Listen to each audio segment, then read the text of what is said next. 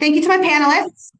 Art hasn't gotten a proper introduction, so I'll give him the mic to maybe introduce himself to most of you who probably know him, but it's helpful. Thank you. The Alliance of Climate Environmental Stewards supports around 35 allied organizations who are doing work around the environment and the impact of climate change. So we are not an umbrella, we're a support system, and our focus is on educating the public, developing youth leaders, and making sure waste is being reduced, as well as nature protected. So therefore, the organizations that we're working with are in keeping with that type of effort. And bless them all. Thank you, Art. So my first question is going to be to each of you. If you could maybe tell me one specific story, and preferably in the last 5 or so years, where you've engaged with a younger person on the topic of what you specialize in, environmental stewardship or nuclear waste, and kind of how or if you think that embracing optimism versus cynicism, how that played into your relationship and the outcome of that project.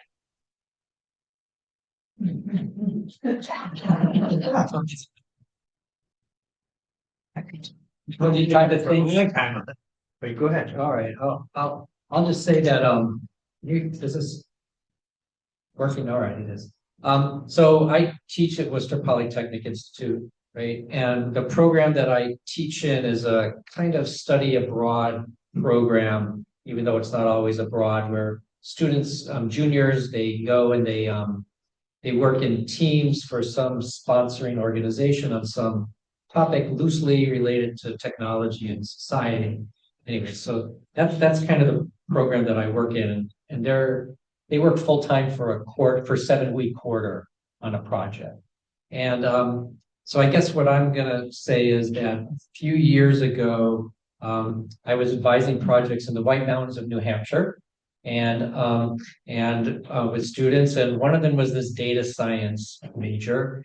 And then when we got back to WPI, and I was talking with her, and she was kind of interested in a job. It was exactly the time that I was starting to talk with Dead Cats and other folks at CAN about that waste, the local radioactive waste project. And she didn't really know much about nuclear issues, but she was really excited because I told her there'd be a lot of data that she could dig into and try to think of different ways to display it and use it to convey it, to share information.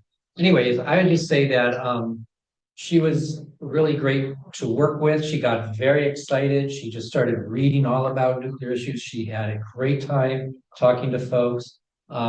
And she got very involved, and it sort of translated into other things that she's been doing since then around energy related issues. So I think just a chance to work with university students like that in those kinds of contexts is I've been able to introduce them. I've been able to hear me. Yeah, sorry, I wave my microphone around and then yeah. Anyway, so that's my story, and I have other stories like that with other students. But when they have a chance, they get really excited about working on these issues. They care a lot. Just very fortunate to have worked with a great number of young people who are passionate about doing something positive for the environment and for our human race and for their local municipality, because they're understanding their future is the future we're looking out for. And more people need young people asking them to support their livelihood. Right now, Endicott College, which has one of the leading internship schools in the country, has 3 internships, with the third internship being the senior year, fall semester, 480 hours of time spent on a project. Well, we have a young student from Endicott coming to us this summer who is studying business, not the environment, business, and she wants to be a funding procurement intern because she realized all of this costs money. Sustainability is based on three things: the challenge, people, and money. And you can't address the challenges without people, and people can't live without money. So that's why the three pillars of sustainability are so important to understand so that we don't get lost in all the details. But I would just share that we're also had a student from Newburyport. She just graduated, Alexandra Yaro, who connected with us last spring on interested in making contributions. And what she did is brought PowerPoint presentations to the city council, the school committee, to help educate them on the challenges that we were having around what we call a Towards Zero Waste initiative. It's not only radioactive waste, but we have a mandate in the state to reduce waste by 30% in 4 years, but by 90% in 24 years. Herculean goals that have to be taken seriously because there's no more landfills. And just as the disposal of radioactive substances is, you say, what can happen? The same thing for normal organic waste if it's not composted. I hope that helps. Thanks, Art. Yeah, so I managed to think of something. Great. I told Sarah, Doc, are you gonna surprise us with these questions, or are you gonna give us a little heads up? Anyway, Authentic. the project that we did with consent-based siting back in the Biden years, we were expected to use 30% in environmental justice communities. So we worked in Lower Richland, South Carolina, outside Columbia, and it's part of Richland County, which Columbia is in, and it's an all-Black area, like highest percentage of Black owners, land ownership in the country, I think, because of some post-Civil War policies South Carolina had in place. Anyway, we were down there meeting people, and we met a young woman, Tiffany, and she just really got into this issue. And she has 2 kids that she homeschools. Her husband works in a church as a minister or something. And she did trainings on mediation and facilitation and started leading group, made a website called LR Speaks, Lower Richland Speaks, and that kind of coordinates information. She got so excited about doing all this work, and she's still very active. So I think, Art, you're right. About the point you make about people need money to be paid. It's tough to just volunteer, especially when you're younger. So I hope we can find ways. And it's great that your group is doing that, and Seth's university, you make it possible, and students are doing this as part of their education. So the more we can do to get young people involved, as you know, Sarah, I think Sarah's 1 in a million person, out there doing this kind of work. And we need a lot more representation of younger generations.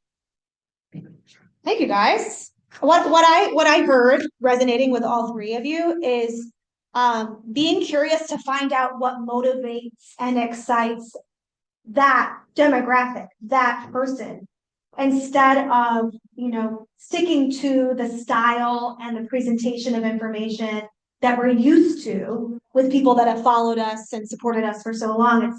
You still need to do that to cultivate and maintain closeness with those who have always supported you. But it's this idea of asking questions and being more curious before you dive into the details, which I'm totally guilty of. So thanks, Mark, for the reminder.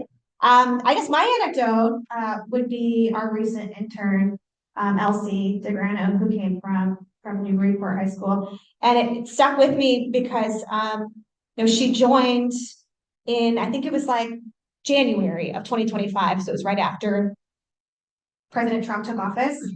And she sort of watched the evolution of not knowing where President Trump stood on nuclear policy, to seeing the executive orders come out and seeing firings, illegal firings of commissioners.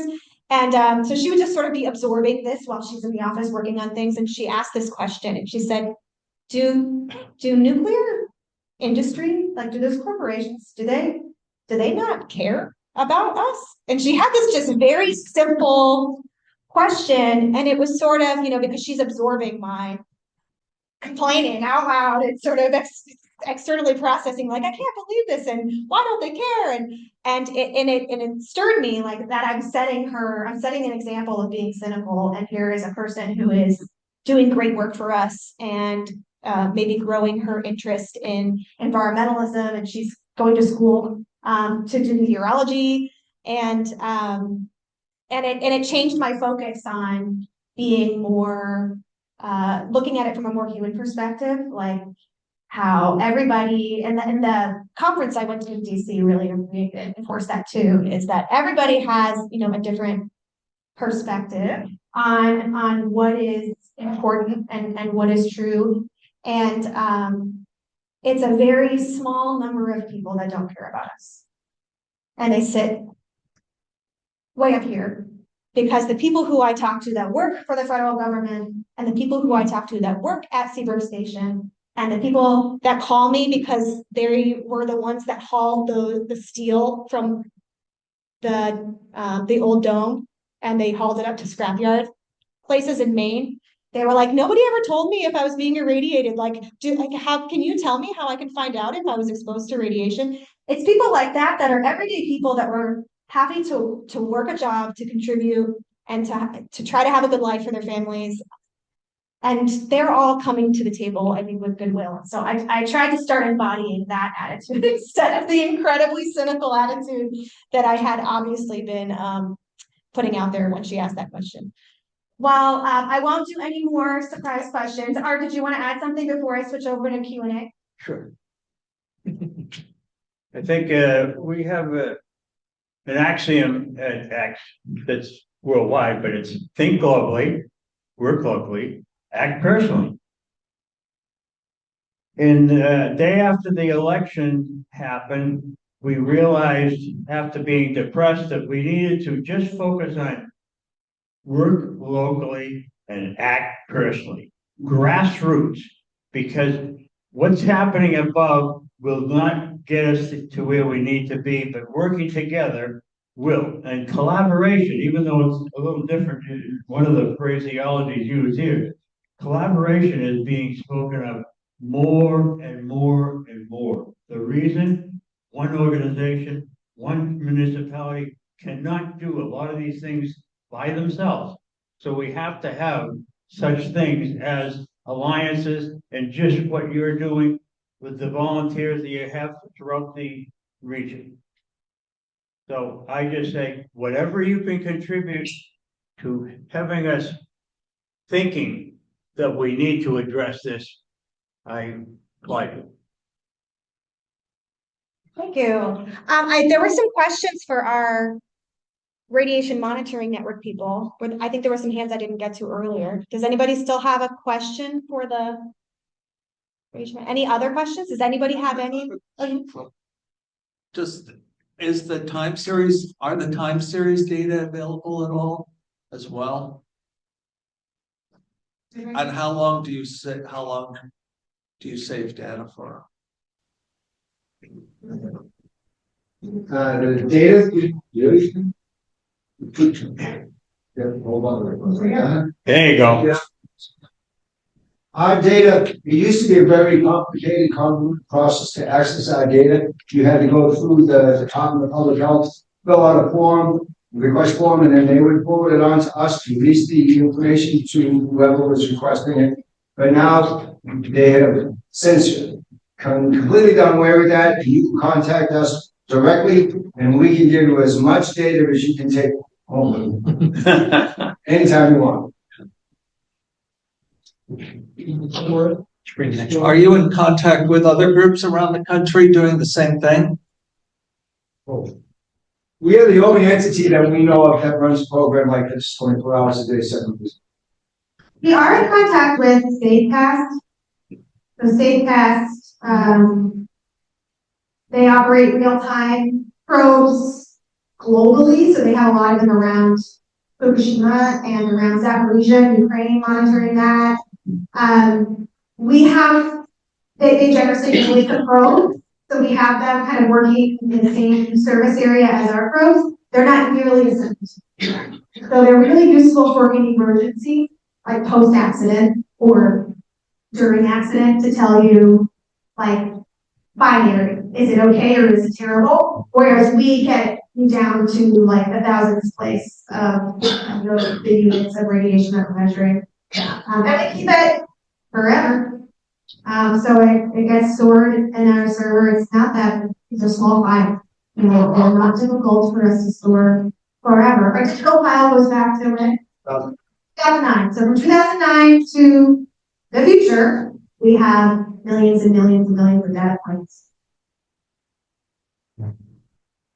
Any other questions for any of our presenters or about C-10 at all? Our friend has a question. It's more of a nudge for our garden. Will you speak about the trash cleans? You say that again? Please. Oh, yeah, wonderful group in Middletown. We went on a hike. When we came back from a hike that took about an hour and a half, it was through the woods. It was wonderful connecting with nature. And therefore we got some endorphins that came into our beings who were healthier. There were three women who had vests on, orange shiny vests, and on the back of it had trash queen. And they had little, the picker-uppers with the handle you can squeeze, and they every day go around the Flint Library and pick up trash, and they also go other places.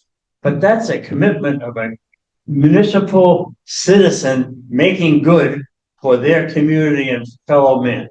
Is that what you wanted, Pat? I also want you to talk about their ages. How old are they? Oh, thank you.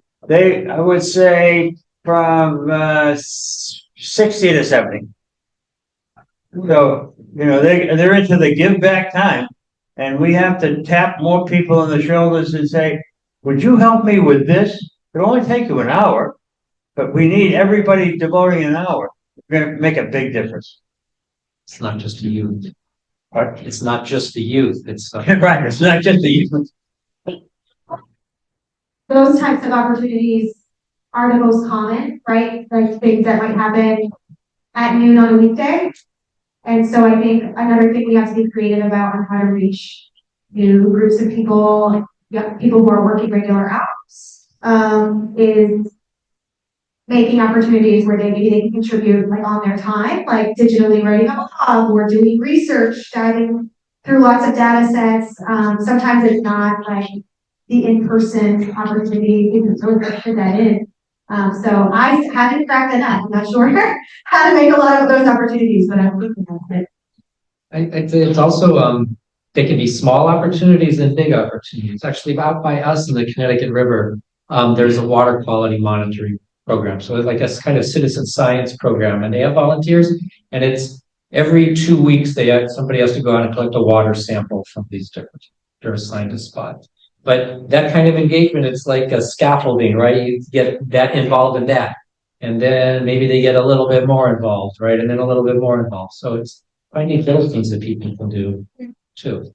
Start. Any other questions from anyone? Right?